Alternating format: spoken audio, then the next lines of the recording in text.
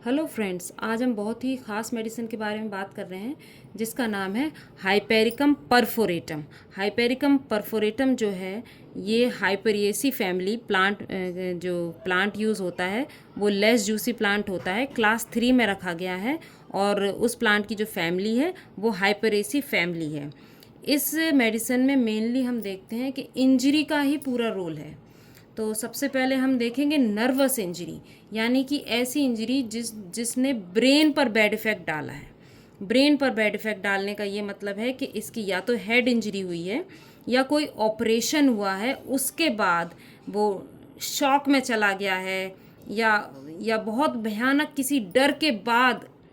एक तरह से मेंटल इंजर्ड हुआ है, वो डर हो गया, फ्राइट मतलब डरने के बाद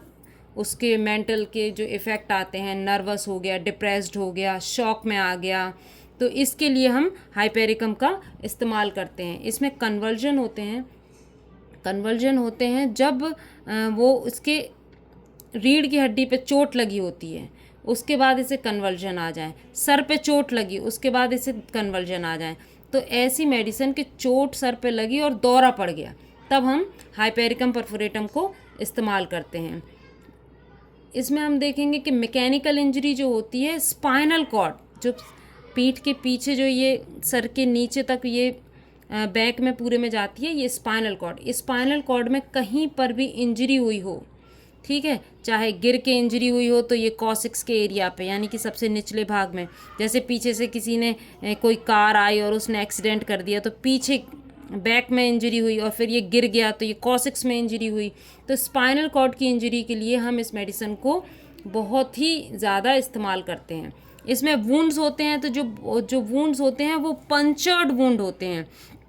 मतलब कोई चीज़ गहरी घुस गई, कोई कील गड़ गई, या जैसे कुछ इसके अंदर चला गया, कुछ लोहे का, प्लास्टिक का, कुछ भी, एनीथिंग बॉडी के अंदर, तो वुंड पंचर्ड वुंड हो गया। जो बहुत ज़्यादा गंदे हैं, लेसिरेटेड हैं, मतलब मांस, हड्डी, खाल, सभी कुछ ऐसा इंजर्ड सा हो गया है और ऐसा हो गया है कि जैसे कि वो पार्ट जो है बॉडी से अलग ही होने जा रहा है, ठीक है, अलग ही होने जा रहा है बिल्कुल। इस तरह की भी इंजरी में हम इसको यूज़ करते हैं। ये टिटनेस को प्रिवेंट करने वाली मेडिसिन है और टिटनेस जब हम किसी को हो भी जाती है तो भी हम हाइपेरिकम परफोरेटम का यूज़ करते हैं, तो ये कन्वर्जन को प्रिवेंट करती है। टिटनेस में हम देखते हैं कि लॉक जो है वो लॉक होता है या कन्वर्जन आते हैं, तो उन सबको ये हाइपेरिकम परफोरेटम जो है प्रिवेंट करती है। और इसमें इस तरह की इंजरी, अगर ऐसे पार्ट पे इंजरी हुई हो जहाँ पे नर्व्स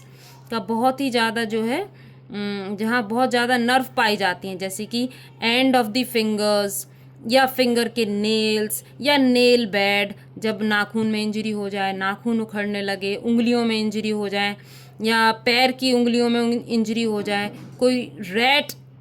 बाइट कर ले, चूहे ने अगर काट लिया पैर में, या कोई कॉर्न हो गए, जो बहुत, क्योंकि हमारे पंजों में बहुत ज़्यादा नर्व सप्लाई होती है, तो नर्व्स में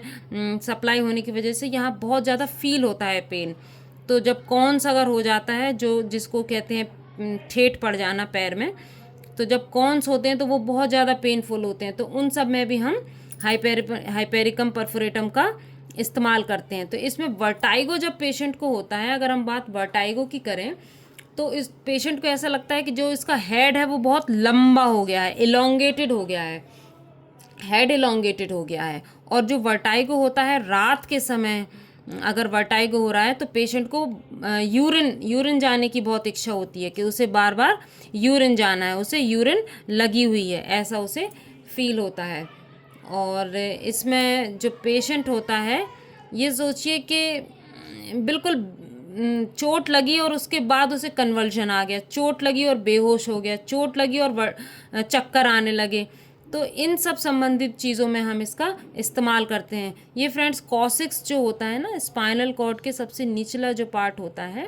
कॉसिक्स में चोट लगने की वजह से इसको चक्कर आ जाए, कन्वल्जन आ जाए, बेहोशी आ जाए, तो उसमें ये हम इस मेडिसिन को इस्तेमाल करते हैं। तो मेनली हम देखते हैं कि इसमें जो है चोट की मेडिसिन है और बहुत ही अच्छी मेडिसिन है, जिसमें हम लोग यहाँ तक कि टिटनस तक को हम प्रिवेंट कर रहे हैं। ऐसा इस तरह की ये मेडिसिन है। तो थैंक यू।